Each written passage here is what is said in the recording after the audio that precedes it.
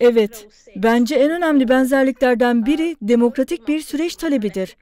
Güney Afrika'da özgürlük mücadelesinin temelini demokrasi talebi oluşturuyordu.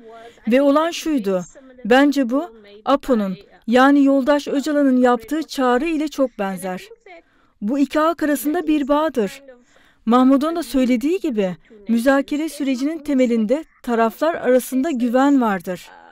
Kürt hareketi barış sürecinde ilerleme kaydetmiş olsa da Türk devletinin de iyi niyet göstermesi ve ortam yaratması gerekir. Bunun bir parçası da Öcalan'ın ve tüm siyasi tutsakların serbest bırakılmasıdır.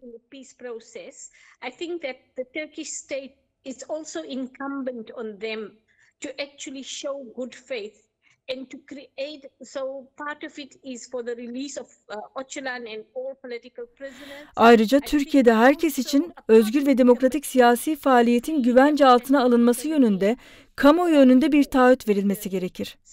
Bu yeni demokratik bir toplumun yolunun bu olduğunun açıkça belirtilmesi anlamına gelir. Ve bu taahhüdün Türk devleti tarafından gelmesi gerekir.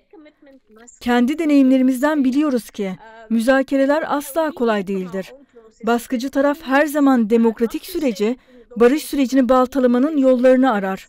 Bu nedenle halka ihtiyaç vardır. Halk, barışçıl ve demokratik bir çözüm için ayağa kalkıp sürece destek vermelidir.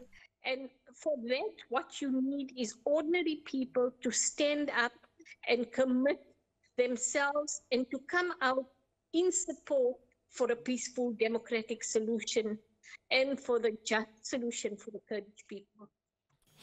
Fazela, Güney Afrika'daki barış süreci tecrübelerinize göre Kürtlerin şu anda özellikle dikkat etmesi gereken şeyler nelerdir? Çok kısaca bunu da değerlendirir misiniz?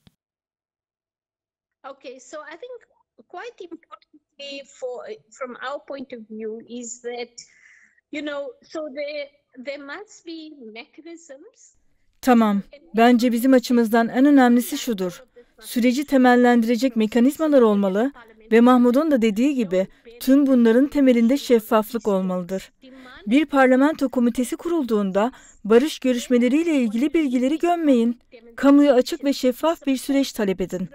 Ardından barış sürecine ve Kürt hareketinin taleplerine destek için kitlesel kamuoyu gösterileri gerekir.